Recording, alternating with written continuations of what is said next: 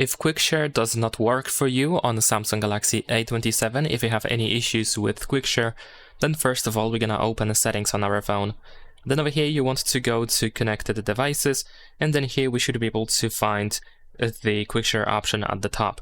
Now what you want to do here is, first you want to go to who can share with you, and you might want to switch to everyone in case your phone cannot be detected on other devices.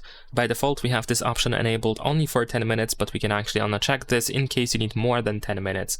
And after that time, after 10 minutes, if you decide to still use it, to keep it enabled, most likely you are going to go back to the contacts option. So this is what you can do. Secondly, you might also want to enable this option, allow sharing over internet. So if it's not possible to share using a direct connection, then Quick Share is going to try to use the Wi-Fi or mobile data in order to transfer those files onto your phone. So of course, to make sure that the connection is stable and pretty much guaranteed, then of course we should be able to enable that option over here and see if then you have any issues with the Quick Share. Now, besides that, what you can also do is you can simply open the Quick Share panel. So let's say I'm gonna go to the Quick Settings panel over here, and then let's open a Quick Share. There we go.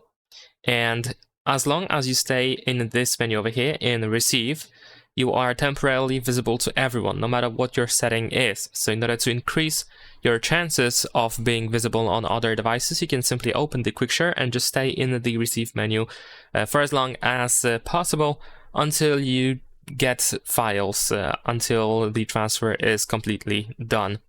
And that is pretty much it. Leave a like and subscribe.